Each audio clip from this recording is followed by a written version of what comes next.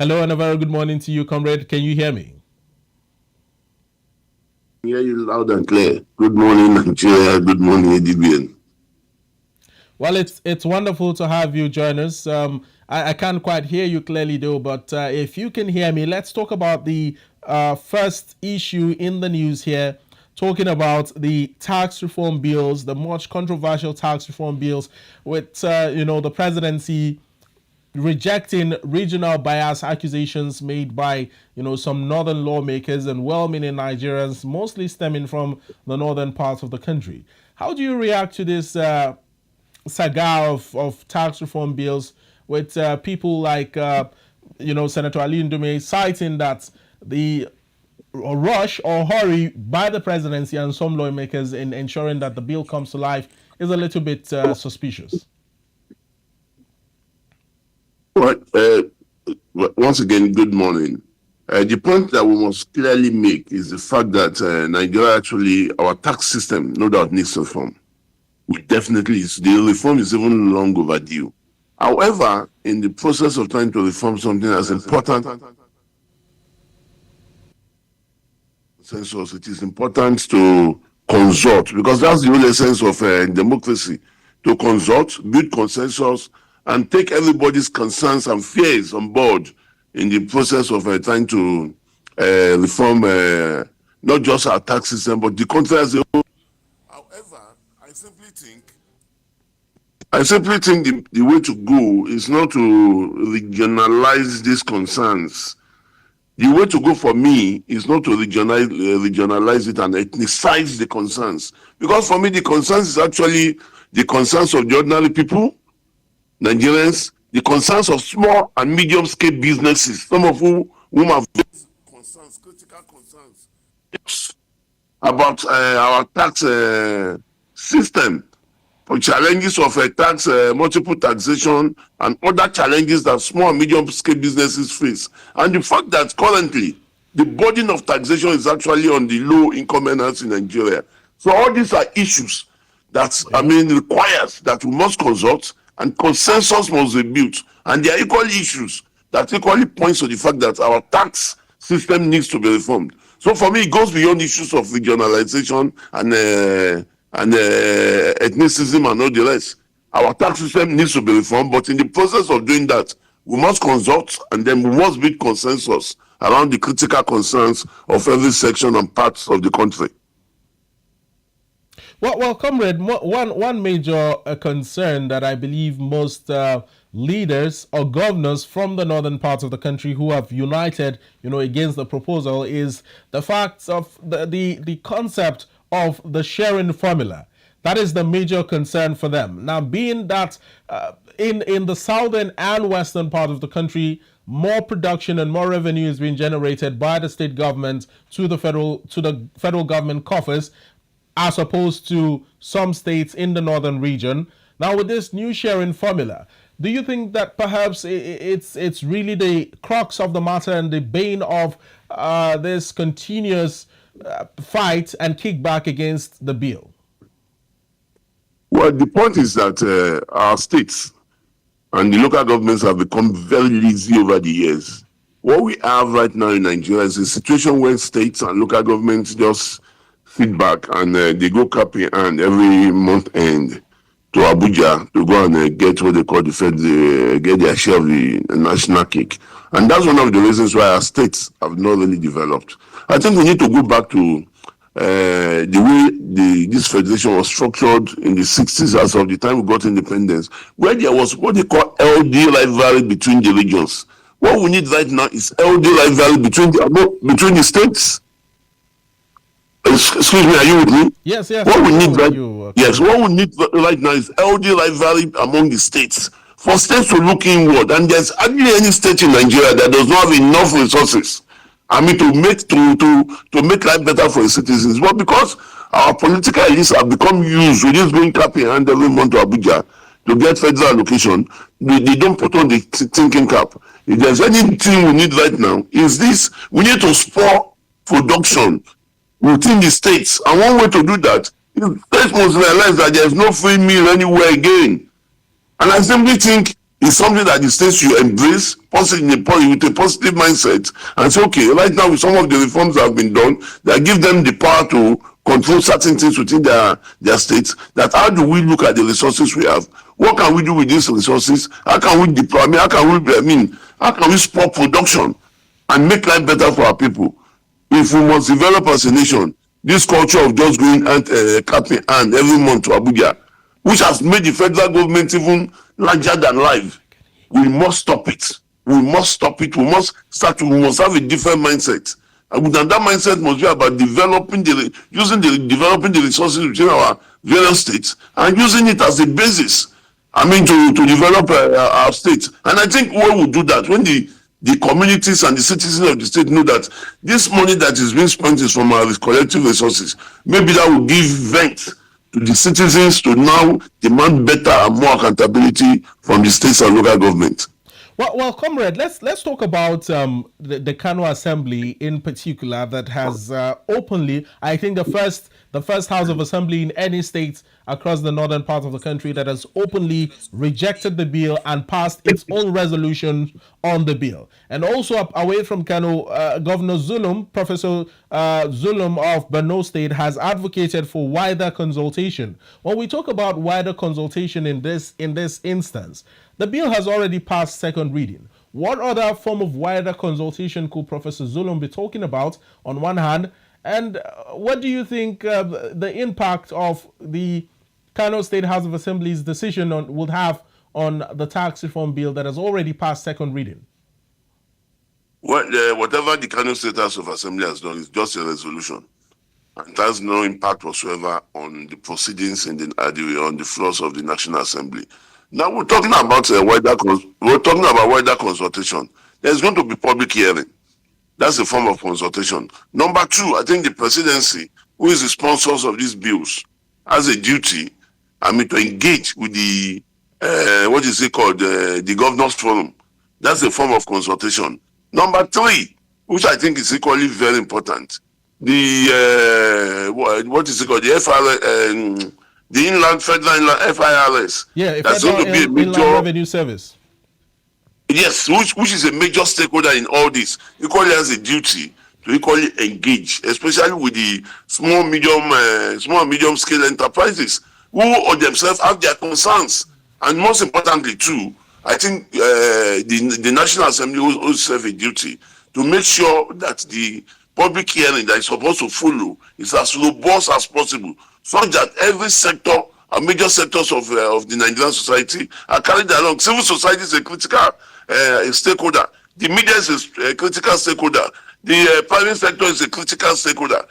The same thing with even the AGON, the Association of Local Government of Nigeria. These are critical sectors of the economy that the National Assembly must ensure that their views is made to bear on the final bill that will be passed into law. Well, comrade, the presidency has hammered over and over again. It's almost everywhere in papers this morning that the bill has no provision whatsoever or plans to impoverish the northern parts of the country following lots of kickbacks from the entire north. Also, it is insisting that institutions like TEDFON, NASENI, NITDA will not be scrapped. In the first instance, was there any form of notion that these organizations would be scrapped following the passage of the bill? Well, I never got that sense from what I've seen about on the bill, except maybe there's something that in the bill that maybe I missed, but I never got that particular notion. However, I think the idea of looking at things dispassionately is not one of the high points of our society. If there's any public policy that is being pushed, and I'm not saying that this bill is 100% good. Maybe there are critical areas. Like I said, the small and medium scale enterprises have raised their concerns. Citizens group have raised their concern. Even local governments have raised their concern. So I'm not saying it's a perfect bill, but the idea of looking at everything through the prism of regionalism, ethnicity, religion, I think it's not something that will do us any good. What we need to look at is how do we reform this tax system? And I think some people have pushed in that area. That is because right now the major body of taxation is on the low income earners. as well as small and medium scale enterprises. The rich in Nigeria hardly pay any tax. I mean, these are facts that has been established. They hardly pay any tax. The big multinationals, I mean, they have all the expertise to take advantage of gaps in our tax system. Yeah. So we must reform this tax system in such a way that we push the burden to those who really earn more and save the ordinary people, I mean, who are struggling to survive. We must equally push the taxation to the big corporations and save our small and medium scale enterprises. That is the backbone of the Nigerian economy. So Now, the idea of are you talking about the part of the bill where it states something about personal income tax being deducted based on the level of income of an individual? Is that where you're citing? yes, that's the point I'm making. Because if you look at the body of taxation, it falls more on the low income earner in Nigeria. It's our tax system is supposed to be progressive, but in reality, it is actually regressive. And for me, that's one area that I think it is important. I mean, for us to give tax break, I mean, to low income earners. Who are those who are in the vast majority, and who are those who actually purchase? They have no purchasing power. But if you remove them, there are those who really patronize, I mean, the small and medium scale enterprises. Yeah. All our super rich, they hardly buy anything from Nigeria.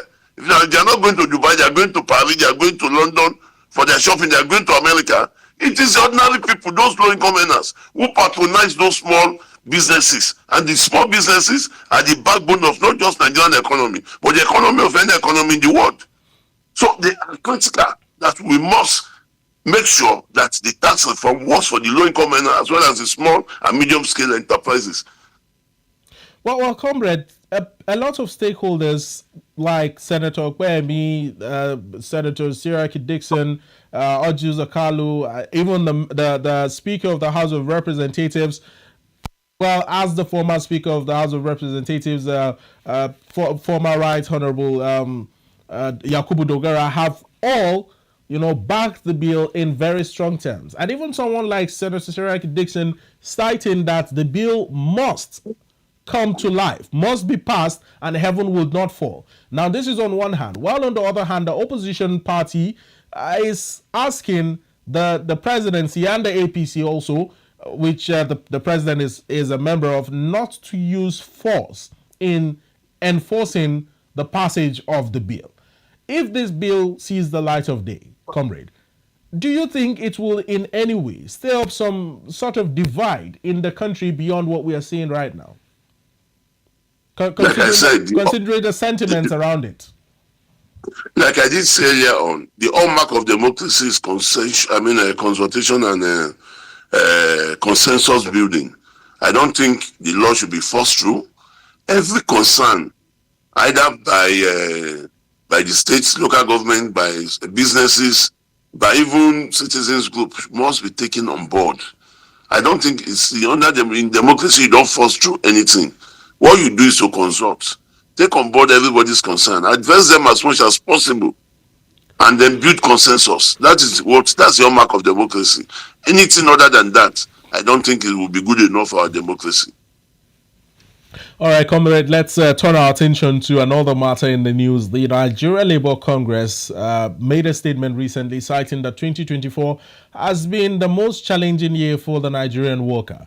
Now, this is off the back of the new minimum wage that, has been passed in some states, while others, including the FCT, are yet to start implementing them.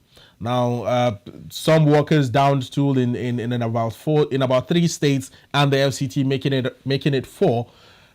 How do you react to the fact that states like Nasarawa, the FCT, and others are yet to implement a minimum wage as low as 70,000 naira with the current back-breaking state of the economy? Well, there's no state that has any excuse for not paying what I call this. In fact, in the recent it's poverty wage. So there is no state in Nigeria that has any excuse, because it is clear on a daily basis from revelations of either looting, stealing, brigandage, that there is enough for our need in Nigeria. What we don't have enough for is our greed, the greed of the political elite in Nigeria.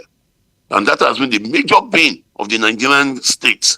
The greed of the political elite is what has kept us where we are. With all the new liberal IMF, World Bank inspired policies that this government has implemented, without any recourse to the effect on the Nigerian people, without even taking note or trying to even look at the potential. The ripple effects these things will have on the ordinary Nigerian. For the NLC to agree on even that poverty wage, and for any state government to now say it cannot pay, I think they need to be held accountable. They need to be held accountable. They need to be made to pay. The resources to meet our need is available. And I say it categorically. What we don't have enough for is our greed. There's enough. Recently, I was reading one of the states with one of the highest out of school children spending billions building religion. You can imagine. Yeah, I'm with you. I'm with you, comrade. Carry on. You can imagine such a contradiction. The problem we have is that in terms of what should be the priorities, is not what is being addressed. Comrade, could you kindly reiterate your words before the line disconnected a little bit? Yes, I was saying that we have enough for our need as a nation. What we don't have enough for is the greed of the political elite, and that the major bane of the Nigerian society has been the greed of the political elite. For example, I was making reference to one of the states that is kicking against this tax reform. It's one of the states with about 850,000 out of school children. But that same state spent almost over 1 trillion building religious centers. And this is just an example of how, misapplication, policy formulation, policy implementation, and the need of the people, how these things are not aligned. Because we expect such a state to massively invest in education rather than building religious centers. And that has been a major bane of our society. So once our political elite understands that the needs of the country must come first before they are agreed, then we'll not get it right. So there's enough resources in each of those states to pay that poverty wage of 70,000. So the NLC and the Nigerian people must rally around the Nigerian workers to demand that those states must pay immediately. Well, states like Ebonyi, where their governor, Governor Nwifuru, is citing that workers who go on strike due to the non-implementation of the minimum wage and the declaration of the downing of tools by the NLC would be laid off if they do so. How do you balance this situation where the number one person in the state is making such threats to workers who only expect a meager sum of 70,000 naira in the state? Now, this is on one hand. And on the other hand, in states like Kaduna, the state governor is saying that the NLC is not being fair to them. I believe many Nigerians will be wondering, why does the Kaduna state government think the NLC is not being fair to them? In what way exactly? I want you to react to these two varying situations. Well, to start with, the right to strike is constitutionally guaranteed. That's the right to collective bargaining, which is exactly what is happening right now. The NLC has engaged the government, and this was an engagement that took a month. Now they have agreed. The governors' forum was represented in that negotiation. Something was agreed. So at the point of implementation, for refusing to honor that collective bargaining agreement, the workers have a right, to protest. So nobody can deny them that right. And the governors should remember that they are birds of passage. Their time in office 8 years is ephemeral. They'll come back to the same society too. So nobody can prohibit the NLC or workers from not embarking on industrial action. It is within the confines of their right. And when the Kaduna State government said the NLC is being fair to them, maybe they should spell it out. Maybe they should tell us what they mean by the NLC not being fair to them. Not being fair to them that you cannot pay poverty wage of 70,000 and that the workers are demanding that you should pay. I don't understand what the governor or the government of Kaduna meant by being unfair. Maybe they need to come out and tell the world what they meant by saying that the NLC is being unfair to them. Because I can't see the unfairness here. If there's anybody that's been unfair, it's the state government, state governors that have refused to pay that poverty with your 70,000.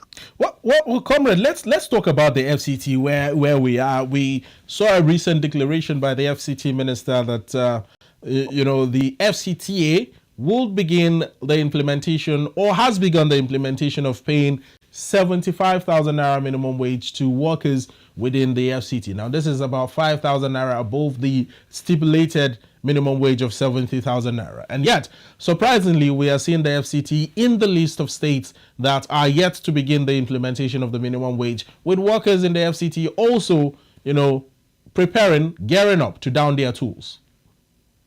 Yeah, and I think one important point that I need to make here is that one of the issues that the NLC has raised is that, it's not just about going to decree, I'll pay this, that these governors, each of the states, including the FCT, is supposed to engage with labor in their states. It's because it goes beyond just announcing 70,000. Once you announce 70 or 75 or whatever figure, there are other effects on other cadres, because 70,000 or 75 or 80 is the minimum. Once you do that for the lowest paid, which is the minimum, it has there's supposed to be consequential adjustments on other cadres, in